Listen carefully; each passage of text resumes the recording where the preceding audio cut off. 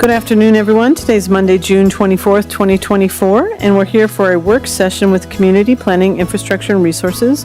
I'm Kristen Stevens, Chair Pro Tem of the Board of County Commissioners. With me is my colleague, Commissioner Jody Shattuck McNally, and our County Manager, Lorinda Volker. So I will let our Leslie Ellis, our Director of Community Planning, Infrastructure, and Resources, kick us off this afternoon. And it sounds like our first item is about Public Improvement District hearings. Good afternoon. Is that working? Okay, good afternoon, Commissioners. Leslie Ellis, Community Planning, Infrastructure, and Resources Director. And next week on the 1st, you have hearings for 2 proposed public improvement districts. And so we thought it might be helpful, because these only seem to come around about once a year, to do a brief refresher on how the process works, what the procedures are in the hearing, and just answer any questions that you might have before going into those hearings.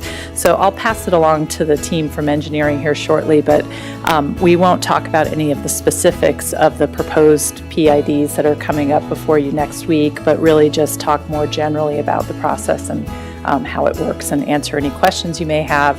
And really the goal is to do any pre-work or advanced preparation to make sure that you and the public are well informed and know what to expect, and help set up this team for a very successful hearing, as well as you and the members of the community. So with that, I'll pass it along to Katie first, and she can introduce herself, and we'll have everybody up here introduce themselves and then jump into the material for you. Thank you, Leslie, and welcome, Katie. It's good to I feel like I get to see Katie a lot on a screen and not very much in person, so it's good to see you in person. Thank you. I'm Katie Bilby, the Business Operations Manager for Engineering. And I'm Matt Johnson, Project Manager and Civil Engineer. I am Amy Nguyen. I'm also Civil Engineer in Engineering. So thank you all for allowing us to come meet with you. The intent of us meeting was, as Leslie said, to just kind of go over the hearing and what to expect with it, since they are very different from your land use hearings.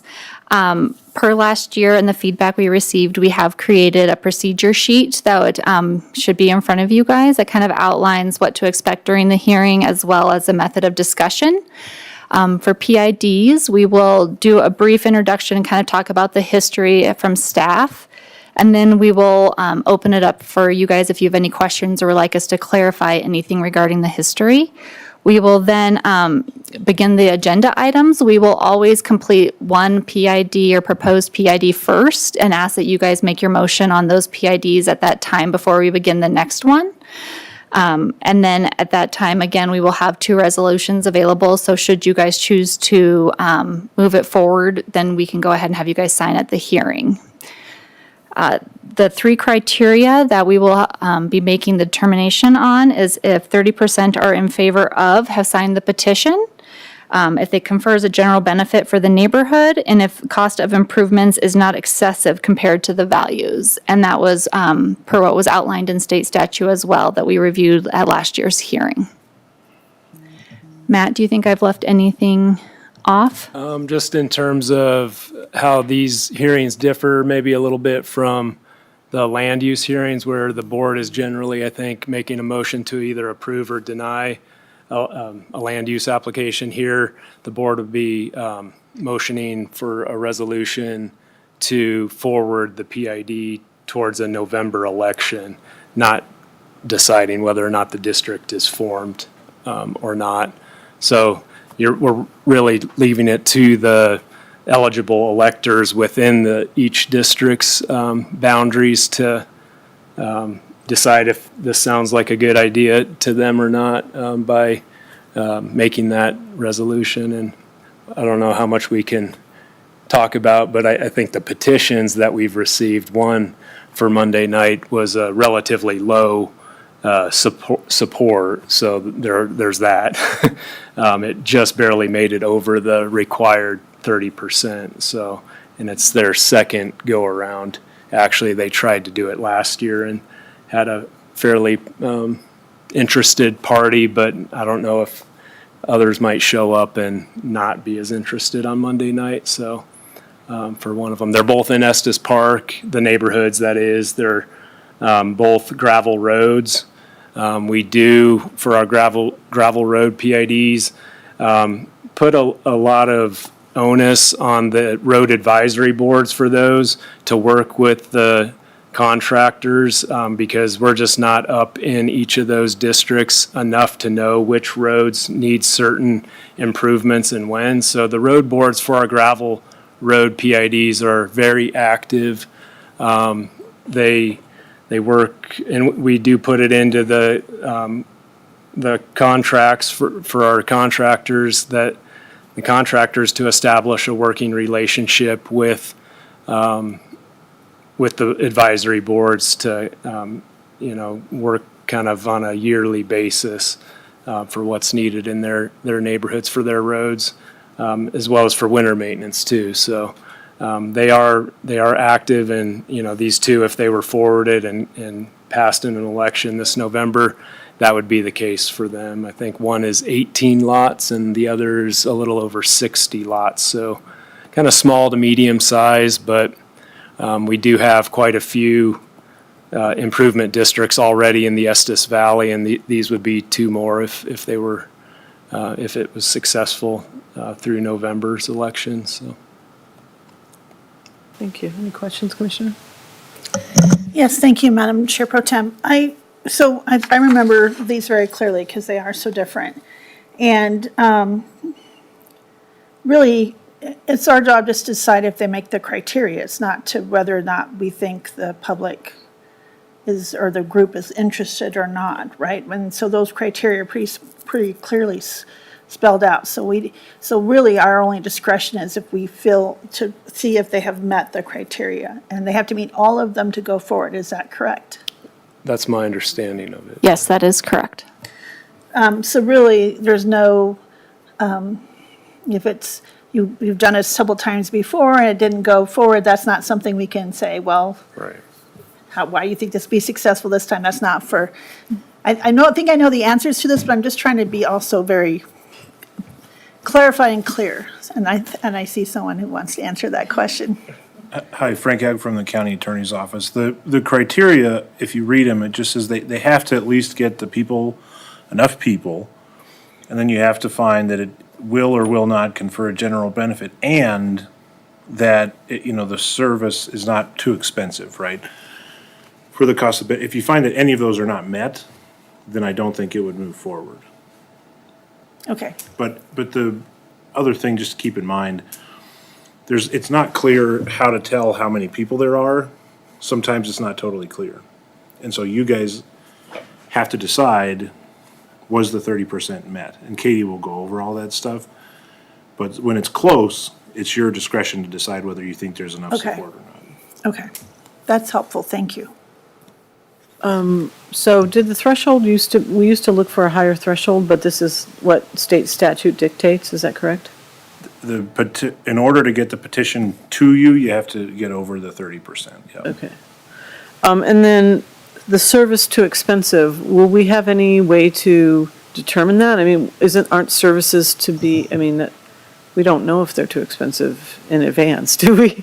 So staff on one of our slides does go ahead and pull the actual values.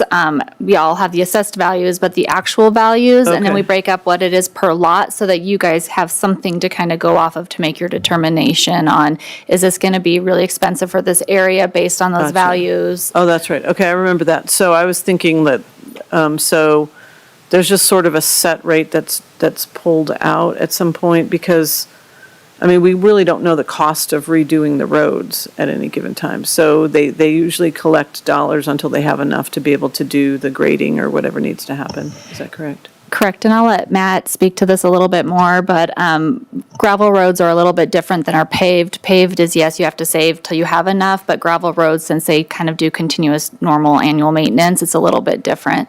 But you will see even on Monday night that there's quite a little difference between each neighborhood and what we're proposing to collect from them, and it has a lot more to do with lot density. So one is on, I believe, 2 to 4 acre properties, and then the other has more around just 1 acre property. So there's greater density, more homes to pay for the roads. They do have slightly more roads is the other thing. But so one's going to be asking to pay maybe close to twice as much as the other neighborhood, and it just has to do with length of road to receive maintenance and number of homes to pay into it, so. And, I'm sorry. No, in general, is it less expensive than asphalt and that, but the maintenance has to be done more often, and so is it kind of a wash, or what does that look like? Our gravel road PIDs save far less than our paved road PIDs per year because the maintenance is less costly. Okay, just curious. And without, again, I don't want to get down into the specific hearing items, but what the statute says is if the improvement or service would be excessive as compared with the value of the property. And so the sort of idea is, how much are these houses worth? And then what percentage of the value of the house is it going to be to fund this? And is that, do you think that's an appropriate sort of ratio, But there's no guidance on what, that's just a subjective kind of, Yep. okay. So, okay, that's helpful. Yeah, and I do remember that, but I'm glad we are going over it because that's an element of it that I had forgotten, is that we could look at those numbers more carefully and kind of see if, obviously, if it's a $2 million house and it's a $500 a year feels reasonable and other things might feel less reasonable, so, okay. Per last year as well, we have gone ahead and kind of beefed up, if you will, our agenda. So you will find a lot more information on each of these as well in your packet that should be going out to you guys today. So if you can think of anything else to give us guidance on that you would like to make sure this is successful, please let us know. We want to make sure that we're prepared during the hearing for you guys and that you're prepared. Appreciate that. Anything further, Commissioner? And Frank, I know you'll stop me if I'm going too far into the weeds here, but in general, gravel roads or paved roads, especially in certain parts of my district, I'll just stay high level there. We get that, well, you've changed the grade of the road because of the maintenance, and now it's the storm runoff is going into my property and those things. What is that the responsibility of the PID or the county? Who is to make sure that engineering is not causing, I'm just curious because that we get those complaints, and I'm just curious what is our role, I guess, is the high level question from the beginning, because if these roads are not county maintained and they form this and the road's in bad shape to begin with, I'm just curious about that. I think there's sort of two pieces, and I'll let Matt or Katie here can talk about it, but you don't need to worry about the technical aspects of building the road. They'll engineering and everybody will make sure it's built to the county road standards. So they'll take care of the drainage and make sure the contractors are on the hook for doing the drainage or whatever. In terms of, these will all be, I think, already dedicated public roads. That's correct, yeah. We've researched that. Yeah. So I don't think the issue of whether they're public or not, that's not going to change anything. It's just whether we're going to fund them through this PID mechanism to get the maintenance. And a lot of it's just maintaining, just having a recurring maintenance mechanism in place. Maybe they had a hard time doing that on their own. So it's maintaining what's there. Generally, we're not changing drainage patterns that much. We'll ask our contractors, the ones our on-calls know, if someone's asking for a new culvert that's putting water onto another property that hadn't seen it before, that they contact us first so we can look at, are there legal, and we always talk about legal and adequate paths of flow, that we're not changing that. So we try to check in for those types of things too. That's helpful. Thank you. Yeah, this is great. This is great information. Glad to have it and glad to have that refresher. I would say since Commissioner Kowals isn't here and will be running the meetings, it may not be bad to check in with him. We can obviously put this form on his desk, but might not be bad or he may do that, but he may be overwhelmed when he comes back with I'm sure this is not the only paper that's on his desk. And so, I would just suggest that so he has so he's comfortable with running that meeting. Yeah, thank you. We'll do that for sure. And the other thing I know Katie is looking at doing is making sure that the public, as they come into the hearing on Monday night, has information about what to expect. Excuse me, I'm losing my voice for some reason, during the proceedings, and know when their part is and when they have an opportunity to speak and that kind of thing. So that will be clear as well. Yeah, that's really helpful, because these are, if we're not that familiar with this process and we've done it before, people who are just coming into it clearly aren't. And so I think that's really a good piece to remind folks how they do it, when they do it, because sometimes, we have people raise their hands and they don't understand that once they've, spoken, that their time is up and they don't get to raise their hands and continuously ask questions during the process and stuff. So that's something I feel like, people will be like, wait, we didn't understand that, or wait, what does that mean? So, anything we can do on the front end of that, I think would be really helpful.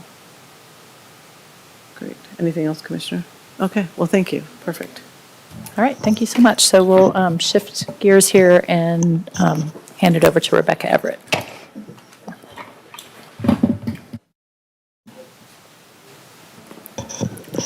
Good afternoon, Commissioners. Rebecca Everett, Community Development Director. I don't have any time-sensitive updates for you, but I did want to take an opportunity, since there's a little bit of space on the agenda, to talk about some regional coordination efforts related to land use and some conversations that we're starting through some upcoming conferences and recent conferences as well. So I just wanted to highlight some presentations that are going on and some other conversations that are happening, and tie this in to one of the action items that's in Climate Smart and Future Ready, which is to start to convene conversations or help lead some regional coordination related to land use planning in particular. So last week I had the opportunity to present at the Colorado Municipal League Conference with the City of Loveland, the North Front Range MPO, and Weld County to do a brief presentation on integration of transportation and land use, which then opened up into a discussion among everyone in the room about brainstorming and opportunities for more integration between those topics. That was a fun session that was led by City of Loveland, who invited us in. And then we also will be hosting at the ranch, at the Embassy Suites at the ranch in October, the Colorado Planning Conference. I say we, but Loveland is hosting it at the Embassy Suites, and we are on the host committee, Leslie and I and others from our team helping to organize that. And we want to use it as an opportunity to showcase a lot of the great projects and efforts that are happening in Larimer County, as well as use it as an opportunity to connect with our regional partners. So we have been approved for 3 sessions at that conference that Larimer County staff will be involved in, as well as 1 mobile tour.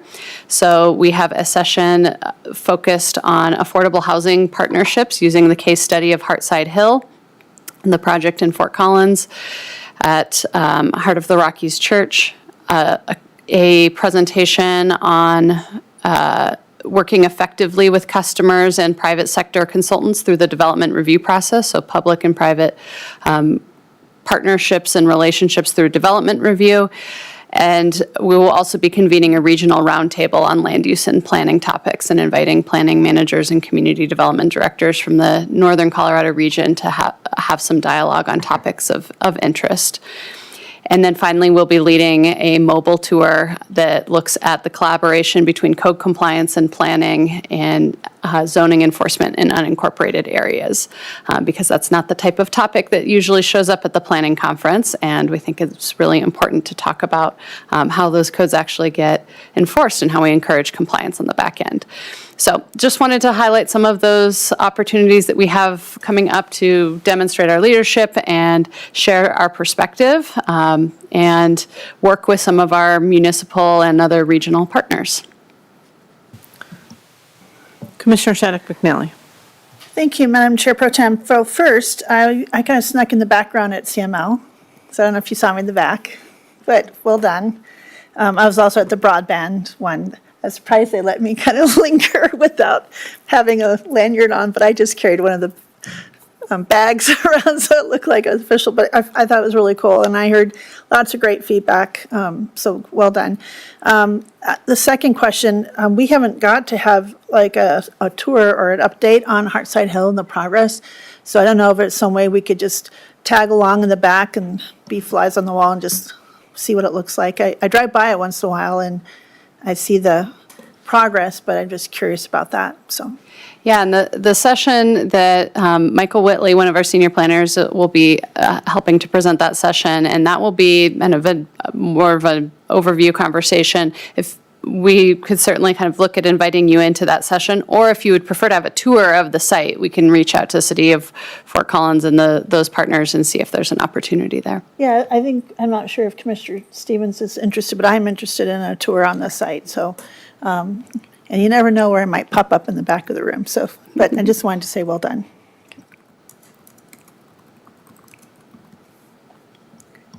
Anything else then? That is it for my updates today. Well, I appreciate Thanks. that regional collaboration. That's really important, and, yeah, good work. Thank you. All right. Leslie. Okay, thank you, Rebecca. That was a great update. I don't have anything else new to share, especially since I was out for a couple days, which is in the chilly Bay Area, which is probably why my voice is leaving me. So nothing new otherwise, so we'll keep it short today. Thank you. Great. Well, thank you.